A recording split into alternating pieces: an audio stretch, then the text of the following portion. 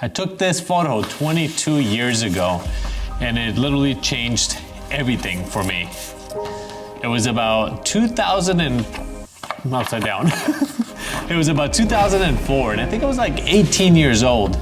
I just dropped a friend off at the airport that morning. It was early in the morning. I think I was coming back. It was in New Jersey, and the roads were a mess. There was nobody else driving. And out of the corner of my eye, I saw this scene.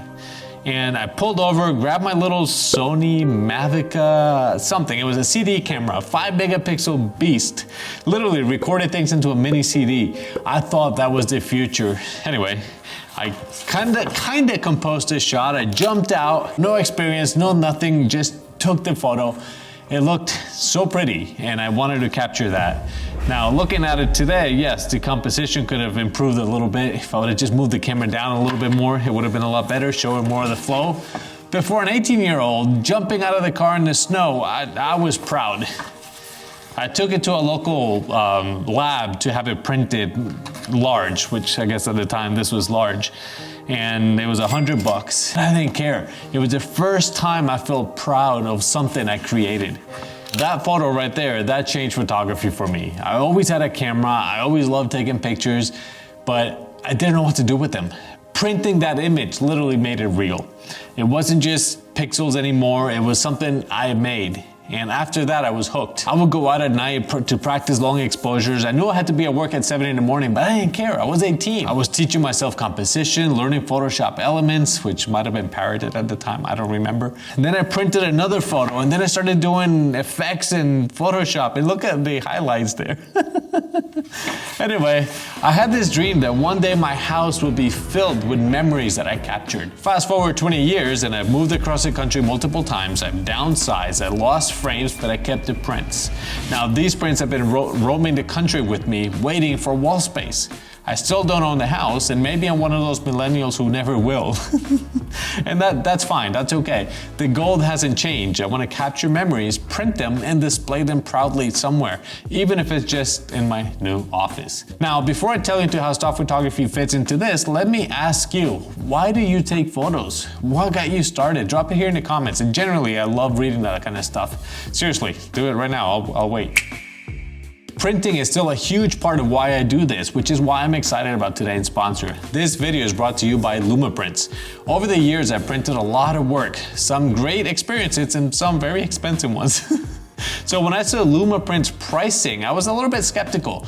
For example, I printed other fine art prints for $50 or more in other labs.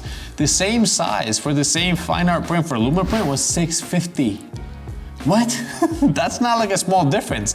That's like, did I miss a decimal somewhere there?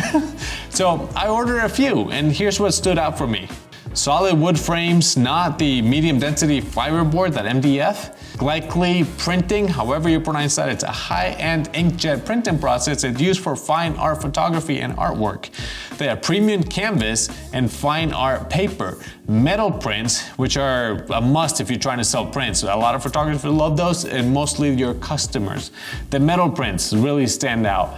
I printed two of my favorites. Let me get them because they're right here. Hold on. Let's unbox this.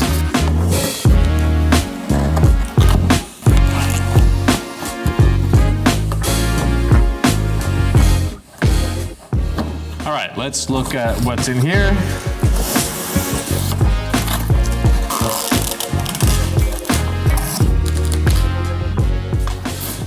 Okay, so I printed two on metals because I wanted to see how they showed up, how they looked.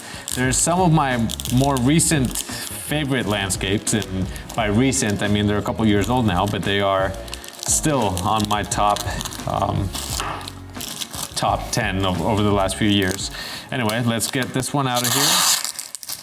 Ow, that was loud. Well, they're not shy about the tape.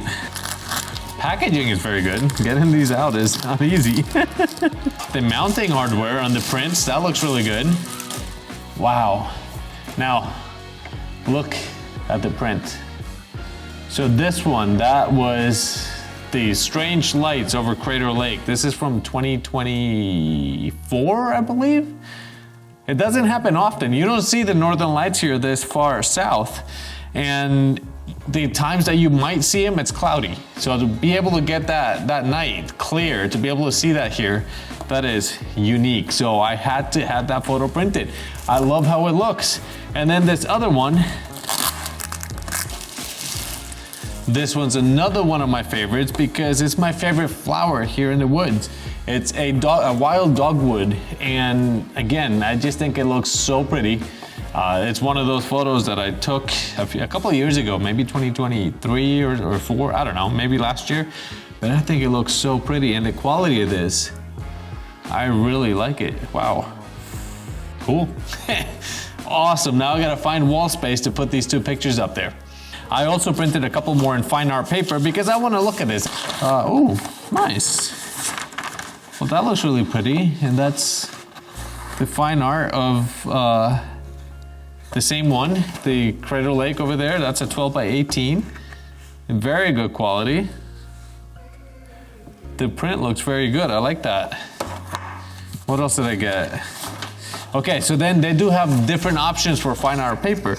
So this is a glossy paper, the other one's a matte. So the gloss looks really pretty as well. Usually when you get the fine prints, I've always thought the plain matte look was good, but that looks really cool too with the glossy. And then this one, that's a textured paper. Ooh, that's really pretty, I like that. That's a more traditional fine art paper that I usually get, the texture and stuff, and that's a different photo. That was, I have a whole nother story for this one, but that's for another time. So far, the prints, I gotta tell you, I'm impressed.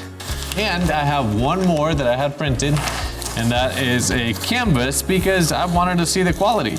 Now, this is really something that I liked. When you print on a canvas, you can put your logo in the back. You can see it down here. So they'll print your logo right onto the mat, which looks really cool. And this is so that you can display something and know why you always give 110%. You can put it on your desk like that, on a framed canvas. Why you always give 110%, 7 days a week. This is the reason why. No, I'm just gonna put it back there. It's a picture of Bambi.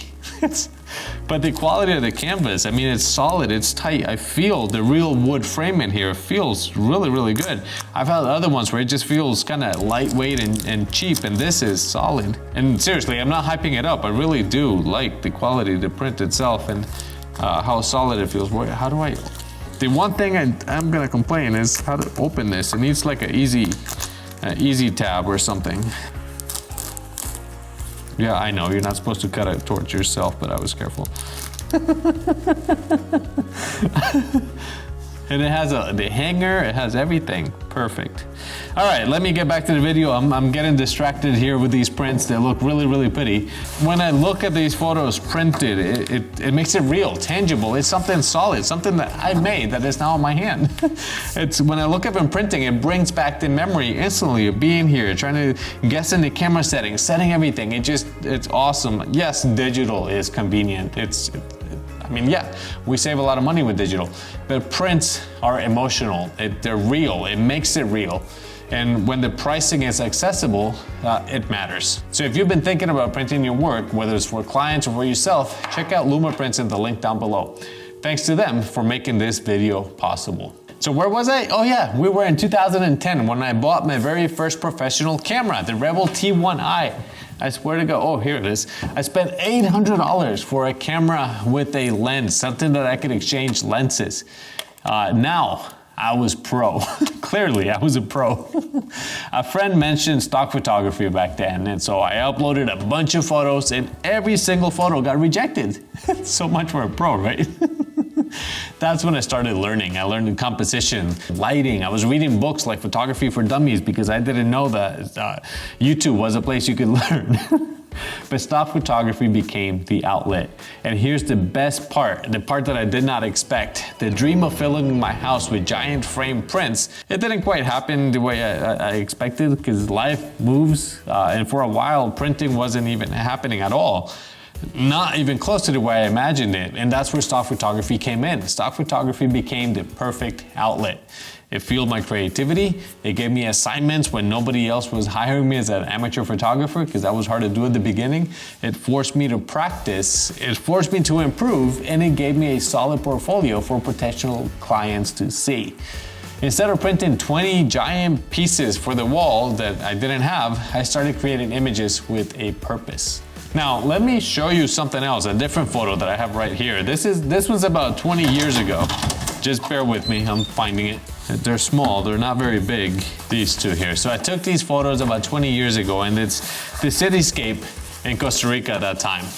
I was so proud that I captured the city lights at night.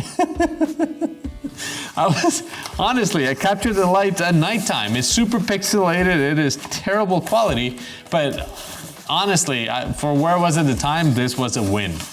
Now, if we compare the city lights to, let's say, this photo here with those strange lights in the sky, there's control, there's intention, there's composition and technique. That didn't happen by accident. It happened because of years of shooting stock photography, years of getting rejected, years of learning what works commercially. Stock photography became the classroom. It allowed me to practice without pressure, to experiment, and to fail many times, and then try again. And about a year into it, boom, I got my first sale. 38 cents. Somebody paid for something I made. I was like, yes! That got me hooked into the commercial side of things. 16 years ago, I started stock photography with this camera, and I'm still at it. It allows me to fund a hobby and to expand my business. My hobby is printing landscapes, and my business is commercial photography. 16 years later, I'm still hooked. Stock photography allowed me to improve, to learn commercially, fund more gear, and print more memories.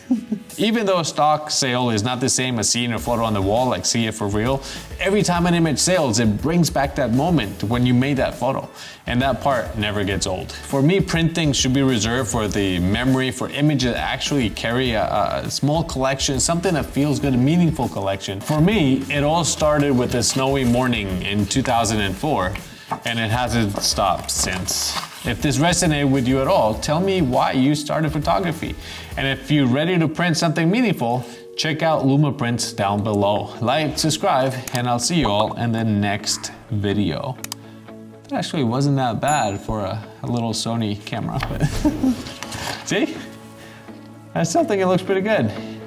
Composition could improve, but I'm just being me.